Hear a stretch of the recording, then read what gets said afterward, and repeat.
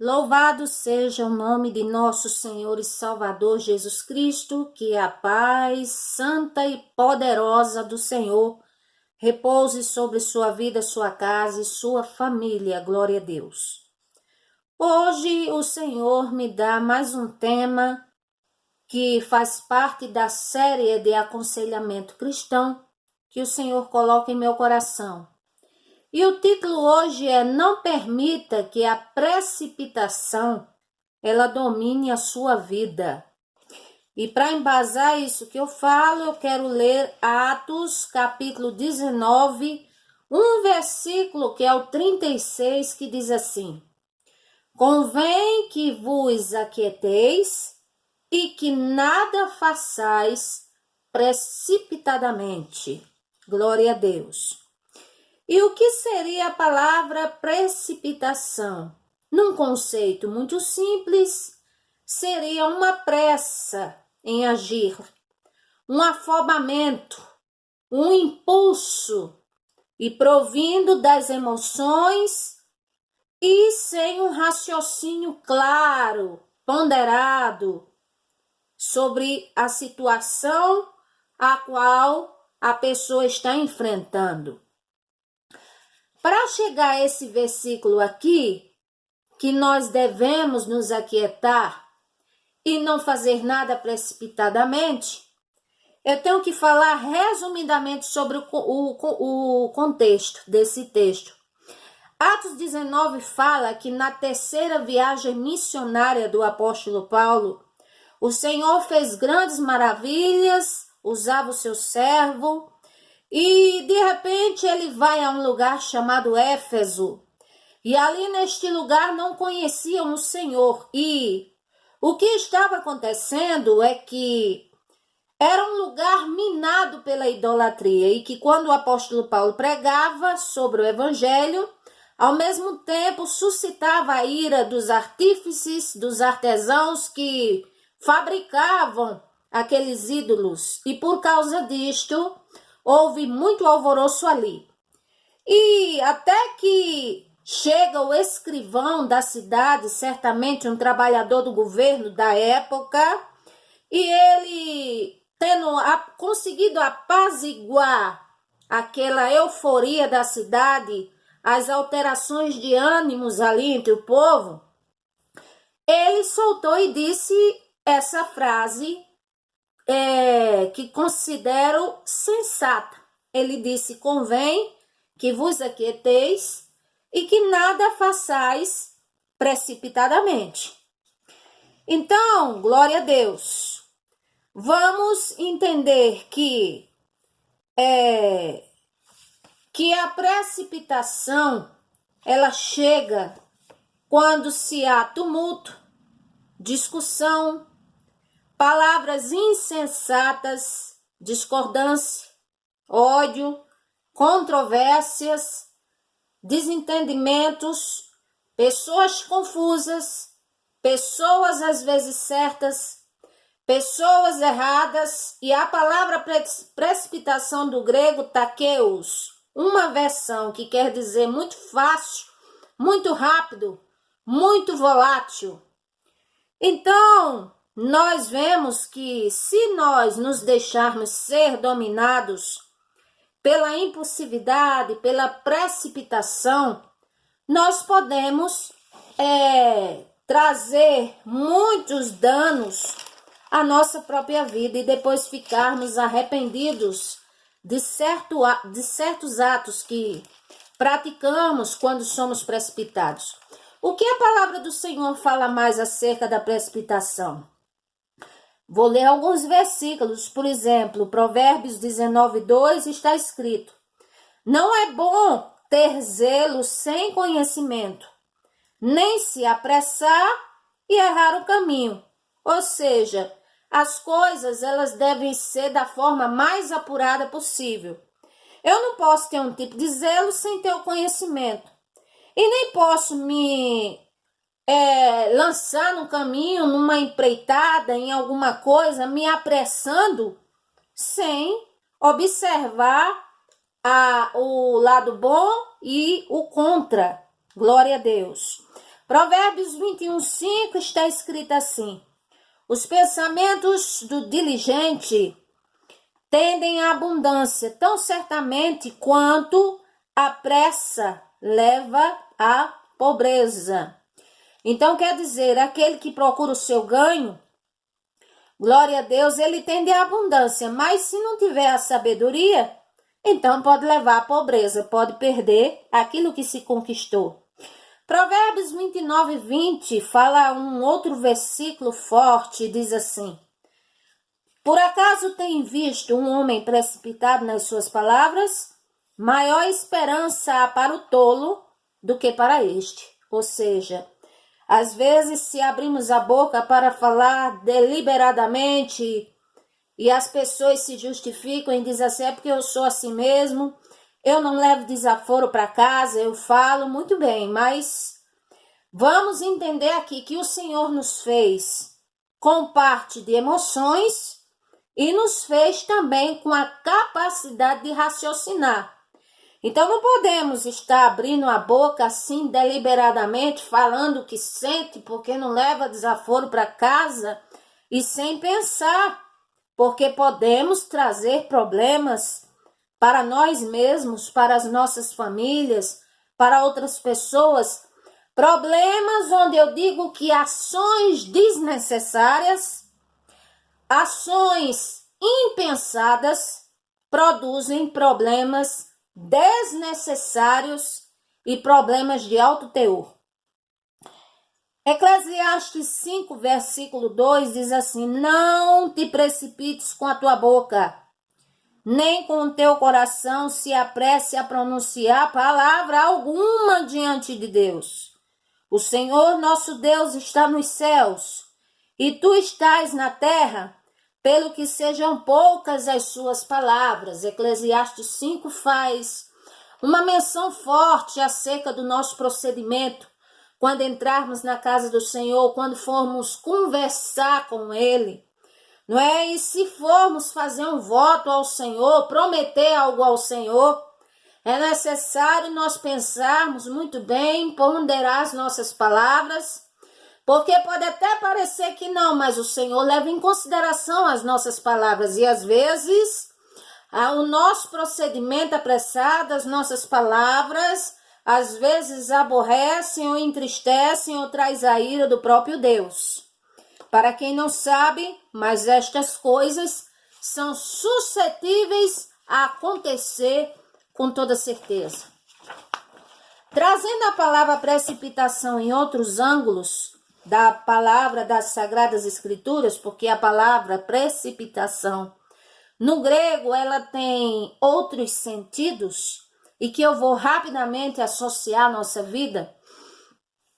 A Bíblia diz em Lucas capítulo 4, versículo 14 ao 32, narra que o Senhor Jesus Cristo, ele foi ler uma passagem ali na sinagoga, aquela passagem que diz assim, o Espírito do Senhor está sobre mim, que foi mencionado pelo profeta Isaías. E a Bíblia diz que ele afirmou categoricamente que aquela profecia havia se cumprido.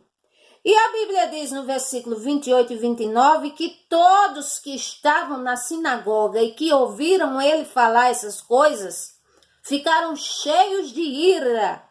E eles se levantaram, expulsaram o Senhor da cidade e o levaram até um despenhadeiro do monte da cidade ali para o precipitarem. Ou seja, a palavra precipitarem aqui nesse versículo do grego é katikreminizai, que quer dizer derrubá-lo, matá-lo. Então vocês veem que eles se iraram só porque o Senhor mencionou uma palavra e ali queriam derrubá-lo, lançá-lo de cima a baixo daquele penhasco. E trazendo para a nossa vida hoje, como eu já ouvi relatos de pessoas que se desentendem por causa de uma palavra, um mata o outro, ou por causa de R$1, ou por causa de qualquer coisa, quer dizer, se há uma precipitação em nossas atitudes humanas.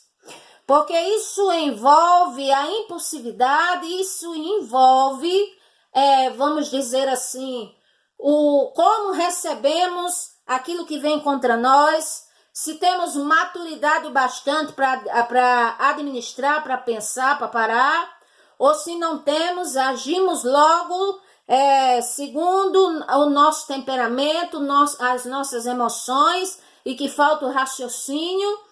Então foi isso que aconteceu com o povo. O povo, quando ouviu o Senhor ler a passagem e ele dizer que hoje se cumpre as escrituras, então o povo ficou cheio de ira, cheio de ódio, e ali queriam precipitar o Senhor, derrubá-lo, matá-lo. E nos tempos de hoje não é isso que acontece? Quando às vezes julgamos alguém precipitadamente, quando julgamos uma causa precipitadamente, quando somos ofendidos e às vezes sai da nossa boca uma palavra que mata o outro nas emoções, que desconstrói a imagem de outro, a pessoa de outro, que fere psicologicamente, denegrimos as pessoas e acabamos matando, se não é jogando do penhasco, mas jogando no fundo do poço, com as palavras, jogando para o mundo, de volta, ferindo as emoções, e nos esquecemos de olhar para a palavra de Deus, que diz que pelas nossas palavras seremos justificados ou condenados. É o que está escrito em Mateus 12, 35 ao 37. Então precisamos ter muito cuidado. Em outra situação que a palavra precipitação aparece nas Sagradas Escrituras, que eu estou mencionando aqui algumas passagens, em Atos capítulo 1, versículo 18, ali os apóstolos estavam se lembrando do que Judas fez, que ele quando recebeu as 30 moedas de prata, quando ele traiu o Senhor, ele adquiriu um campo com o salário da iniquidade dele. E ali ele acabou precipitando-se, caiu prostrado e arrebentou-se pelo meio. E a Bíblia diz que suas entranhas se derramaram, ou seja, ele ficou certamente tão com falta de paz, tão perturbado. E o inimigo aproveita disso para embotar a mente, até porque na ceia o Satanás já tinha se apoderado dele, porque ele tinha dado brecha. E ali ele, após ter traído o próprio Senhor, ele, quando caiu em si, ao invés dele buscar a presença do Senhor, ele foi e precipitou-se para dar cabo da sua própria vida. E aqui a palavra precipitando-se, do grego é prenez, que quer dizer caiu de cabeça. Ele entrou de cabeça naquela situação terrível, ele foi com todo vigor e ali acabou se prostrando, se arrebentando, se abrindo e aconteceu essa fatalidade. Então eu quero dizer que por falta de pensar, por falta de maturidade emocional, espiritual, por falta de muitas vezes nós não nos voltarmos ao Senhor quando pecamos, quando erramos ou até mesmo quando nós não pedimos a direção dele sobre certas coisas. Então é como diz, sabe aquela expressão que o brasileiro diz, entra de cabeça, entra com tudo numa situação e de repente às vezes se frustra porque o negócio não deu certo, às vezes se frustra porque não obtém o resultado esperado, mas é porque atitudes afoitas levam também a problemas. E o caso de Judas, dele ter precipitado-se, ou seja, tinha oportunidade para ele estava com vida, não é por ele ter traído o Senhor que ele não podia pedir perdão ao Senhor, ele poderia, mas ele preferiu terminar com a situação que ele começou dessa forma, e aí ele cai de cabeça.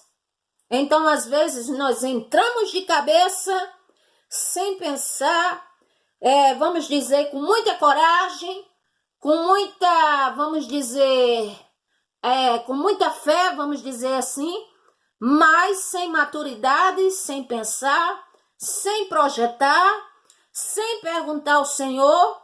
E aí, ao invés, entramos de cabeça, e ao invés da cabeça ser erguida e as coisas darem bem, então caímos de cabeça, ou seja, acabamos de entrar em problemas, vem o desespero, vem a tribulação, vem o pensamento de que o Senhor abandonou e isso e aquilo, e aí nós caímos em depressão, tristeza e tantas outras fatalidades e realidades que acontecem se a pessoa entra de cabeça numa situação e acaba caindo de cabeça porque agiu sem pensar.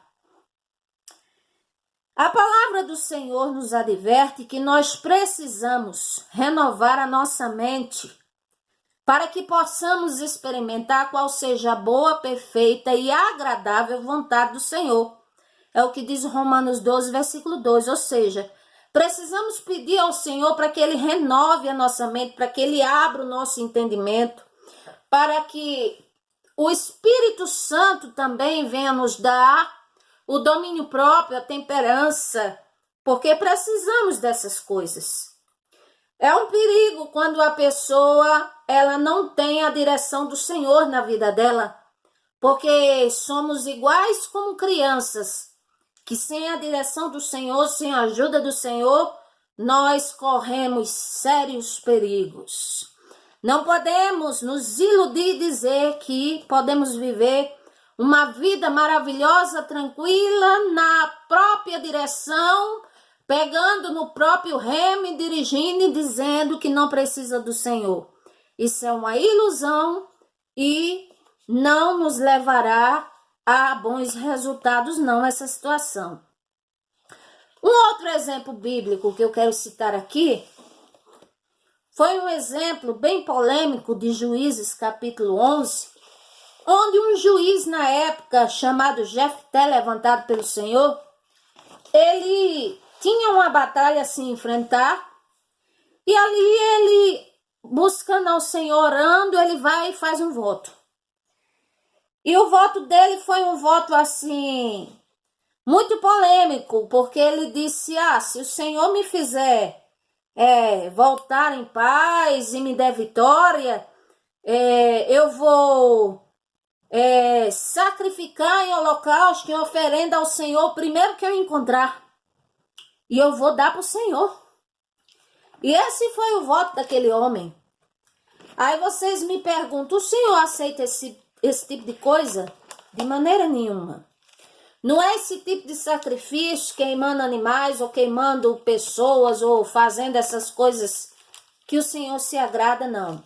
O Senhor, no Antigo Testamento, ele recebia sacrifícios de animais, certos ritos estabelecidos por ele, pela sua vontade, e porque ele estabeleceu assim, só ele mesmo para responder. Agora, acerca de sacrifícios humanos, não. O Senhor nunca quis, nunca pediu, nem nunca aceitou e nem aceitará esse tipo de coisa. E a Bíblia diz que Jefté, ele fez isso, ele fez esse voto. Ou seja, ele cria no Senhor, cria. Ele foi levantado por Deus, foi, mas faltava sensatez vamos dizer, nos pensamentos desse homem, nas atitudes que ele tomava, naquilo que ele conversava diante do Senhor. Glória a Deus. E a Bíblia diz que ele fez esse tipo de voto. Ele prometeu isso ao Senhor e o Senhor não pediu isso, mas ele prometeu. Glória a Deus. E a Bíblia diz que o Senhor, ele deu vitória ao seu servo ali naquela peleja, naquela situação, mas que quando ele volta vitorioso da batalha que teve com os amonitas, e quando ele volta para casa, a Bíblia diz que ele encontra quem? Ele encontra a sua bela e maravilhosa e única filha que ele tinha. E encontra ela ali que saiu ao encontro dele com danças, com adufes, e ele só tinha essa filha. E a Bíblia diz no versículo 35 do capítulo 11 de Juízes, que ele rasgou as suas vestes e disse: "Ah, minha filha, como você me abateu, você agora é a causa da minha calamidade, porque eu fiz um voto ao Senhor e não tornarei atrás." E ela disse: "Pai meu, fizestes o voto ao Senhor, então cumpre-o, seja lá qual for." E a Bíblia diz que ele falou para ela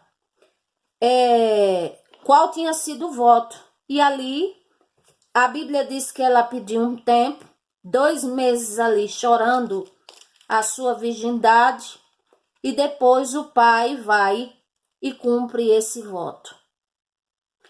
Aí você me pergunta: esse voto o Senhor aceitou? Não. Esse voto o Senhor se agradou? Não. Mas era um voto? Era. Mas o que mais dizer desse voto? Ora, o que mais dizer desse voto é que ele foi terrivelmente precipitado.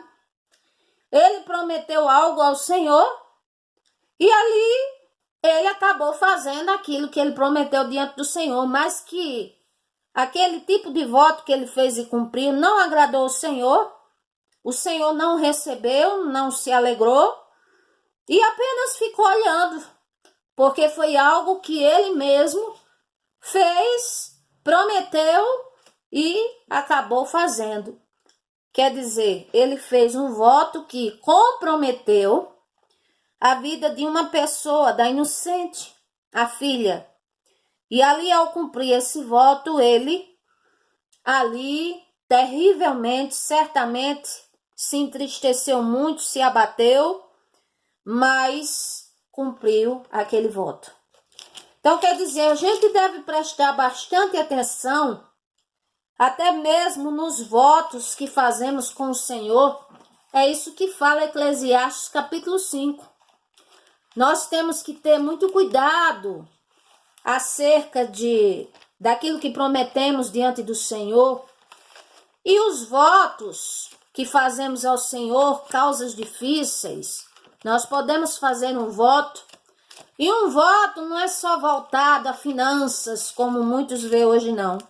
Um voto é prometer algo diante do Senhor e fazê-lo.